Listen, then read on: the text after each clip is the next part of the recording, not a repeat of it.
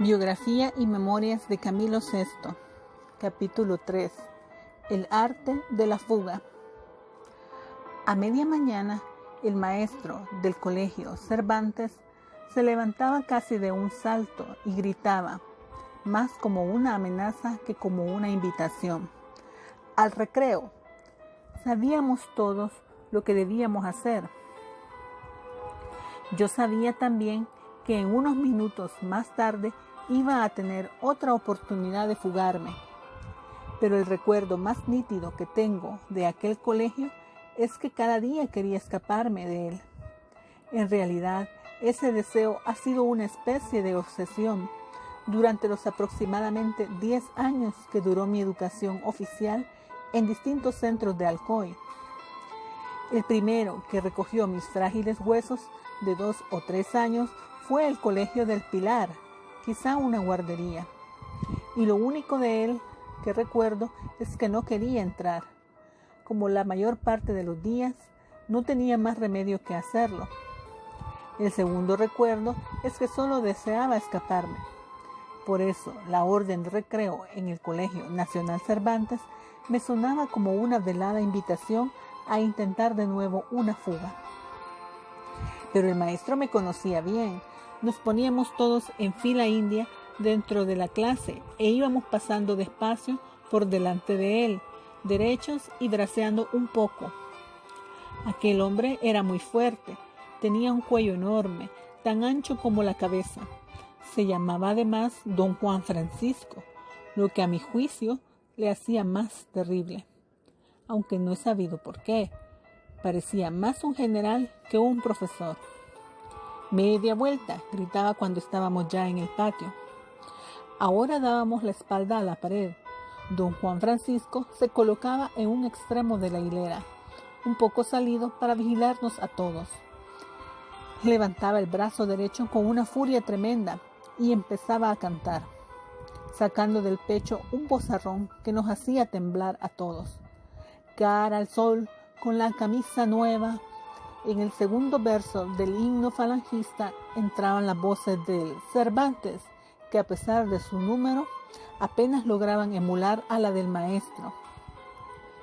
Se trataba del ritual que deben conocer todos los españoles de mi generación y de sus alrededores, un acto sin especial significado político para la mayoría, una especie de galimatías heroico en el que el ademán impasible se convertía en un impasible el alemán, lo mismo que las rutas imperiales de montañas nevadas se transformaban en pomporrutas. Ya sé que luego se ha hablado mucho de ese himno y de quienes lo cantaron o dejaron de cantarlo. A los 4 años, aquel gesto junto a la pared de la escuela, el brazo alzado, la cabeza erguida, aquel canto era una actividad rutinaria e insignificante, como el rezo al comenzar las clases o los gritos de alegría cuando nos devolvían a las calles. Más tarde, cada uno de aquellos chiquillos de Alcoy, como los del resto de España, podían poner entusiasmo en las estrofas o aborrecerlas. En ambos casos me parece muy bien, ya que cada uno tiene derecho a utilizar las canciones que más se acerquen a su corazón, digan unas palabras u otras, y como esa y otras canciones que nos enseñaba don Juan Francisco, tenían un indudable contenido político, aunque para nuestra fortuna no podíamos descubrirlo entonces.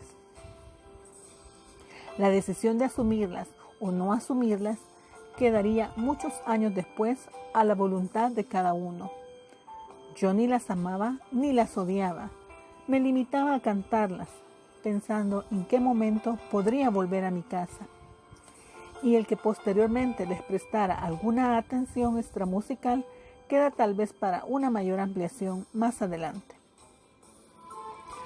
Con un poco de suerte, al menos una vez a la semana, lograba fugarme. En el Pilar las cosas me habían resultado siempre más fáciles. Era yo entonces una especie de muñequito rubio chatillo y con los ojos azules. La profesora me adoraba. Bastaba que mirase con una intensidad especial, mirada que por otra parte me ha sido muy útil en la vida, para que desarmara todas sus defensas. Señorita, ¿puedo irme a hacer pipí? Claro, claro, Camilo, pero no tardes. Hasta el día siguiente. Ella probablemente lo sabía, pero no debía de importarle demasiado. Sin embargo, con don Juan Francisco no valía aquel truco. Tenía que escaparme por las buenas, usando la habilidad y la astucia. Desde luego, lo conseguía en muchas menos ocasiones, aunque las suficientes como para que me sintiera satisfecho y seguro de mí mismo. En realidad, el drama diario comenzaba mucho antes, y no porque yo sintiera un odio especial por los colegios, por los libros, por los profesores, por mis compañeros. Lo que odiaba era sentirme encerrado, preso, sin libertad. Es evidente que en esa época no eran grandes cosas las que podía hacer con mi libertad, pero me bastaba con sentirla, como una compañera dulce y complaciente. El drama comenzaba cuando Chelo, que entonces dormía a mi lado, me despertaba. Chelo, estoy malo, no puedo ir a la escuela. Chelo, me duele mucho aquí, no puedo moverme. Tengo sueño, Chelo, no quiero ir. Todas las mañanas las mismas historias, y todas las mañanas Chelo repetía con dulzura los mismos argumentos. Si te lo pasas bien en la escuela, Camilo, todos te están esperando, vas a aprender mucho.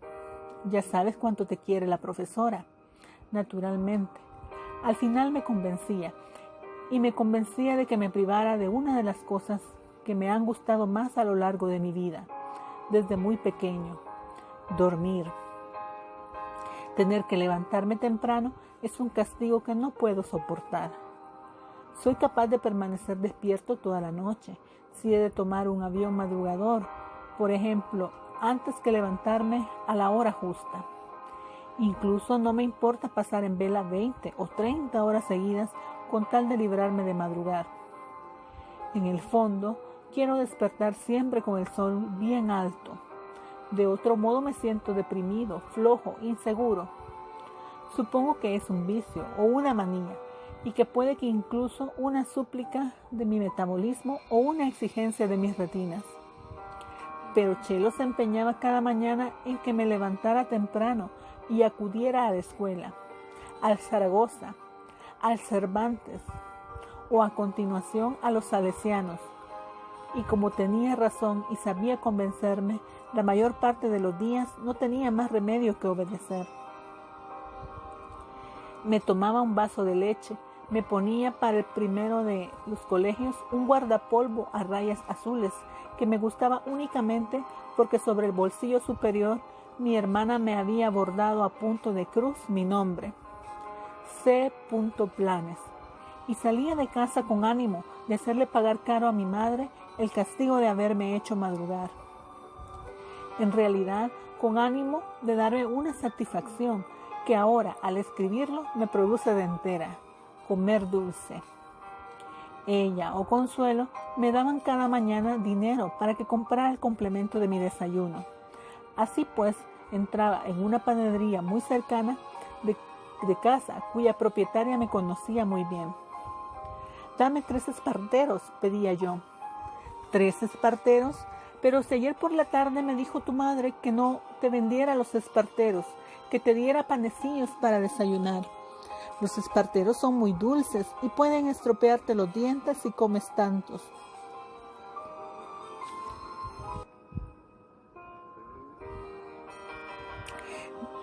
¿Te dijo eso? Pues a mí me mandó que comprara 3 esparteros y me lo dijo muy seria, y también Chelo.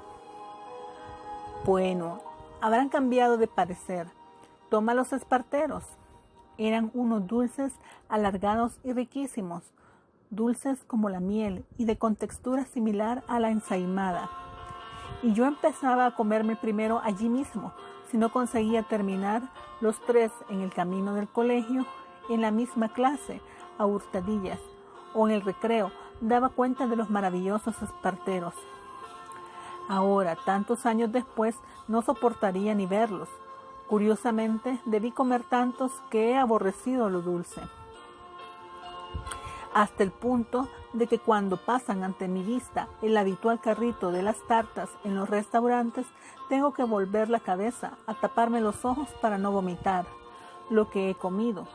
Lo más dulce que puedo soportar son las conservas de mangos mexicanos en un almíbar muy ligero y muy fríos para que se note menos.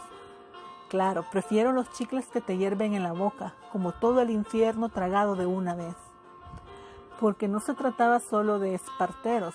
Mi pobre madre llegaba al borde del histerismo cuando tantas veces entraba en la despensa y bajo sus pies comenzaban a rechinar los gránulos de azúcar que se me habían caído en mis expediciones secretas. Camilo, ¿has vuelto a comer azúcar? Yo no, mamá. ¿Con qué no, Habrá sido el gato. Si la cosa se repetía con demasiada asiduidad, o si yo me empeñaba en negar lo evidente, mi madre terminaba furiosa, lanzándome una zapatilla que más de una vez hacía blanco en su objetivo. En realidad, así como mi padre no me puso jamás la mano encima y bastaba la severidad de una mirada suya para que no se me ocurriera cometer ningún desmán o para que me arrepintiera en el acto si ya lo había hecho, la relación con mi madre era más dinámica y arriesgada. Comprendo ahora que no le divirtiera nada encontrar la cocina llena de azúcar a causa de mi impericia en hundir la cuchara en el bote que la contenía. Claro que no solo era el azúcar la víctima de mi glotonería. Los botes de leche condensada, si conseguía encontrarlos abiertos, corrían los mismos riesgos e incluso un complejo vitamínico o jarabe fortalecedor. En realidad, nunca he sabido lo que era exactamente, llamado glefina o algo parecido. Deliciosamente dulce, me resultaba tan apetitoso que lo engullía a un ritmo muy superior al que aconsejaba el correspondiente prospecto. La libertad que yo buscaba en mis fugas del colegio, tan precoces, no iban dirigidas a esos pequeños robos que me han arruinado el paladar para las cosas dulces. Ni siquiera hacía novillos para meterme en peligrosas golferías. Una vez conseguido el arte de la fuga, regresaba tranquilamente a casa. Frecuentemente la encontraba cerrada. Mi madre estaba en la compra o el taller de mi padre. Chelo trabajaba ya en alguna parte y mis dos hermanos, menos aventureros que yo, aguantaban con paciencia el encierro colegial. Así que me sentaba tranquilamente en la calle, a la puerta de mi casa, a esperar a que alguien llegase. Pero Camilo, ¿qué haces aquí a estas horas? Pues nada, ni siquiera esperaba. Estaba allí sentado, tranquilo y dichoso. El mismo gusto por la conquistada libertad era suficiente. Miraba la calle, cruzaba unas palabras con las vecinas que se ajetreaban en sus quehaceres. Miraba los hermosos árboles quietos en el cercano horizonte. Respiraba y sentía cómo mi corazón vibraba de gozo al otro lado del bolsillo bordado del guardapolvo. La mayor parte de las veces mi madre no se enteraba de que me había fugado. Me encontraba allí, entraba en casa con ella, esperábamos a los demás hasta la hora de la comida. En cambio, se daba una maña admirable para enterarse, por ejemplo, de algunos de mis retornos por el gran camino prohibido. Ese pecado le enfurecía mucho más que mis glotonerías con el azúcar.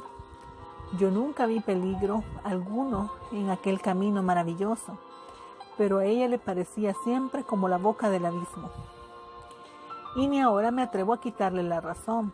Se trataba de la ribera de un riachuelo que pasaba cerca de la casa y por la cual se podía hacer un buen trecho desde el colegio.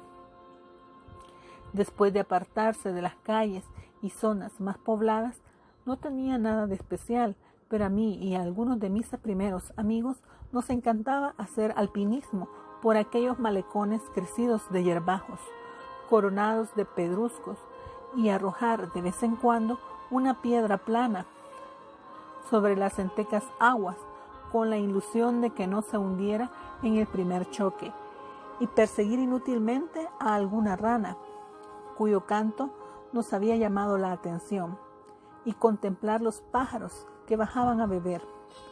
Bastaba luego con cruzar un pequeño puente de madera un tanto inseguro para regresar al mundo civilizado, y aquellos malecones inocentes y aquel puente viejecito causaban a mi pobre madre un desasosiego creciente que muchas veces pagaban mis infantiles posaderas. Aquellos riesgos inverosímiles y mis continuas aventuras para escapar del colegio contribuyeron a que me convirtiera en el cabecilla de los niños de mi barrio. Esa especie de liderazgo no desaparecería hasta que me fui de Alcoy. Ay, se nos va el alma del barrio, recuerdo que decía una mujer cuando la furgoneta de Massanet arrancó de Alcoy rumbo a Madrid cargada con los Dyson, que íbamos a participar en un concurso de novelas en la televisión. El jefe de mis amigos y el novio de mis amigas, pero sin recurrir jamás a la violencia. En el colegio o en la calle todos jugaban a lo que quería jugar Camilo, y si Camilo no tenía ganas de jugar, a todos se les había pasado el deseo de hacerlo. Sin embargo, no recuerdo ni una sola pelea callejera.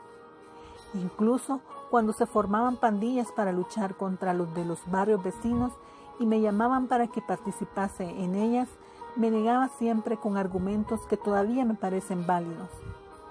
Y si tiro una piedra y le doy a otro en la cabeza, ¿qué pasa luego? Pues que hemos ganado. Pero no hemos ganado nada. Era una manera ingenua de una expresión que ahora mismo usamos mucho mis músicos y yo, dominar el panorama. Dicho de otra manera, ser consciente de lo que uno hace y de las razones por las que lo hace. Incluso con la conciencia de los 6 años. Cuando me escapaba del colegio o lo intentaba, sabía de alguna forma por qué lo hacía y qué perseguía con ese riesgo.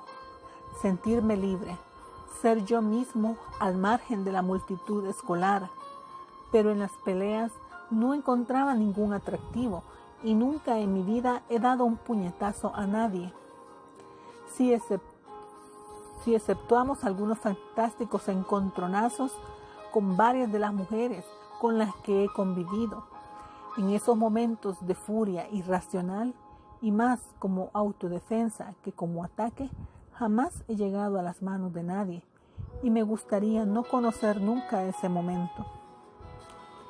En el fondo, eso que ahora llaman carisma y que yo indudablemente poseía en mis años de Alcoy, incluso antes de que todo el pueblo me conociera como cantante, no es un mérito que uno pueda atribuirse a sí mismo, ya que no se gana con esfuerzo y lucha.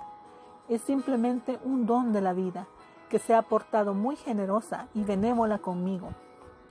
O quizá consista todo en no escaparse jamás de aquello que realmente merece la pena. Mi arte de la fuga era solo una chiquillada que probablemente tenía únicamente la finalidad de tantas otras cosas buenas o malas que yo haya hecho. Procurar encontrarme a mí mismo.